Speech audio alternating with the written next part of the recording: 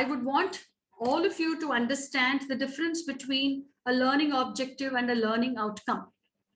Learning objective is what we plan for, what we as facilitator or an instructor plans what to teach in how much of time and what should be the course of action. What is it that we are going to do? That becomes the learning objective.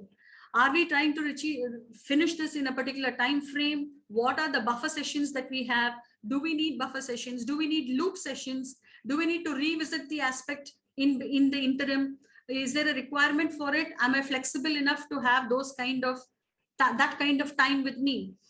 Trust me, if you cut away the frills which are there in all the books that are there today, you will have enough time to do not just your major and minor learning outcomes, but also revisit and finish, filling in the gaps if children have any learning gaps in between.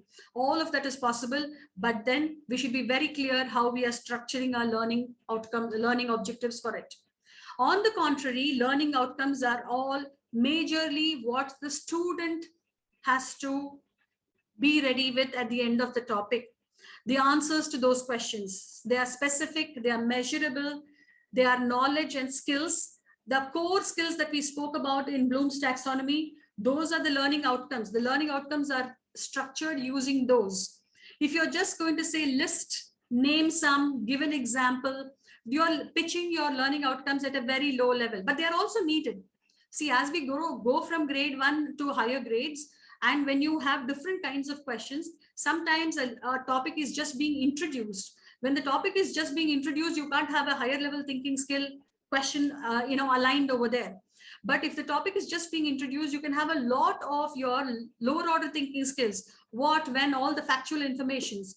What is their understanding of it? Are they able to explain what this particular information is or the picture is? So those are the things that the learning outcomes deal with. Is the child aware of it? And what is it that you are hoping that your child will accomplish at the end of the completion of the module? Now, this is the difference between the two LOs. And is your teacher absolutely clear on what the learning objective is and what the learning outcome is? And how are you focused at achieving those learning outcomes? What is the prerequisite for developing language LOs?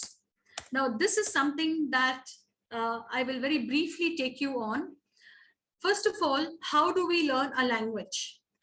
My belief is this is where a whole lot of our competency-based evaluation, education, all derives the entire derivative, because mostly the assessments are taken in English language.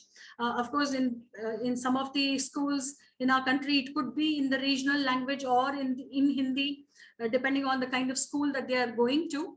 But having said that, how do we learn a language is something that every educationist should be very, very clear about. And I take them through this process of, I want you to go through the process of from the child and infant, a child is born, and how the child learns the language. And that is exactly the process that we are expected to believe or to execute in the classroom for the child to learn a language well, irrespective of which language it is.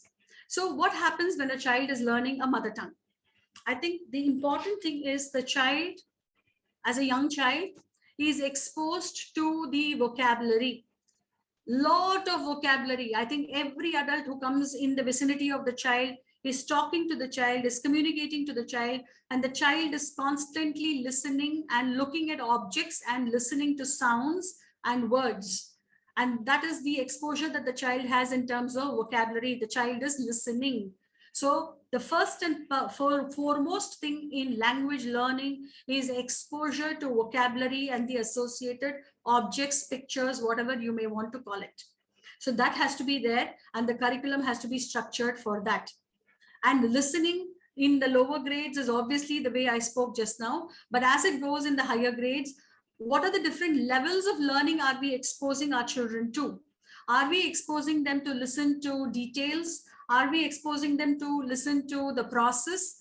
That is, chronological order of doing 1, 2, 3, 4, 5.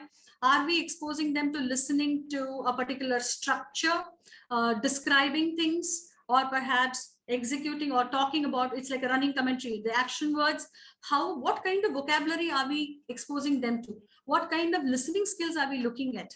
Are they looking at the implied meaning? Are they looking at just the tone? Are they looking at the body language? Are they looking at just the words and the literal meaning?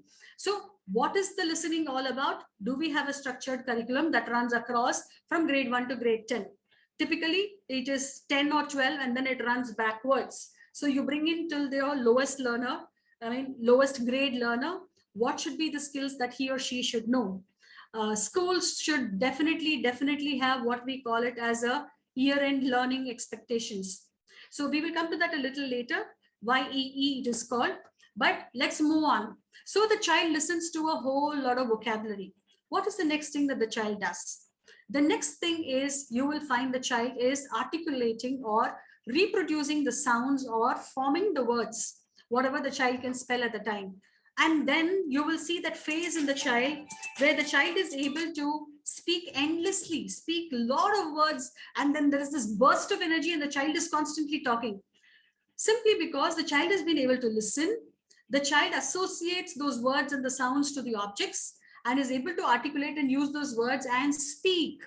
So typically you do listening followed by speaking activity. A lot of listening to the vocabulary and related listening activities, followed by a lot of speaking and related speaking activities. This has to be of great importance. Now look at our structure for a moment, pausing here. I think whether the child is in LKG or UKG, the first thing that we do is forget about listening, speaking, reading, and writing. We go directly to writing. Hold the pencil and start writing alphabet A. I think that is where the system has gone wrong. So we are again focusing back on trying to see what comes naturally to the child. A language is learned after listening enough, after speaking enough, and then you start reading the alphabet. So the alphabet sound, reading the blends and reading the words and reading the sentences, it has to progress that way before you actually eventually make the child to start writing. And our biggest folly has been that all our assessments are written assessments. And I think there again, the curriculum deficit is that we are focusing on a skill which has not gone through a process of LSR. The LSR is strengthened when you have good reading habits. The reading culture is developed because you're talking to the child, you're reading the stories at a younger age. Then the child is reading himself or herself. When they do the LSR thoroughly, the W happens automatically. So the LSR W has to follow that sequence. You cannot have a direct W being introduced. And to top it, most of the tests or assessments in our system are pen paper. So these are the things that becomes extremely important when you're doing your curriculum. And the language curriculum has to be appropriate with the respective subjects that you are teaching. It can't go at a tangent. In many of the boards and schools, you will find that language goes at a tangent and the rest of the subjects and activities are going at a different direction. There is no conversion of learning.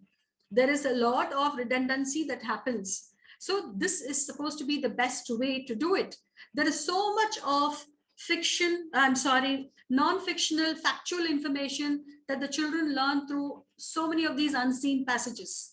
So my question is, why not we have certain concepts of EVS thrown into the language? Along with language, wind it up, do it together. Why not?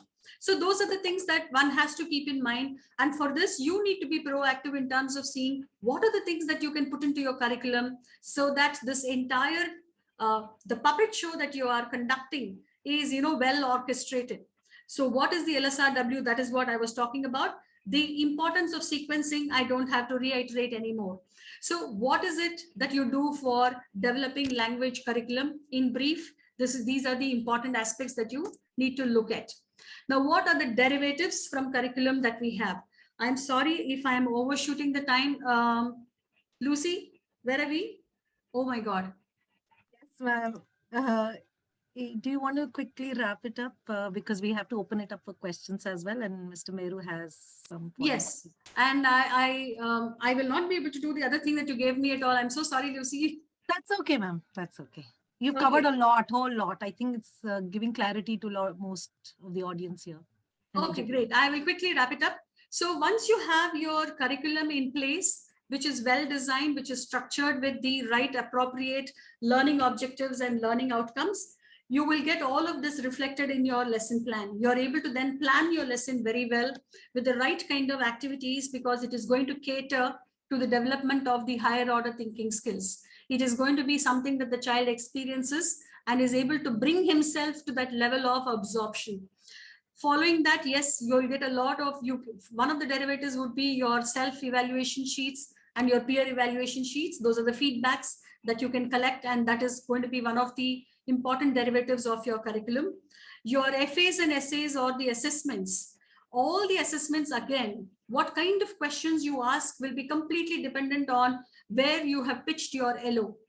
The stronger and higher order LO that you have pitched for, those are the kind of questions and assessments that you can expect your child to have, provided you have simultaneously strengthened his self-learning and research skills. So that adds on to the kind of curriculum strength that we are talking about.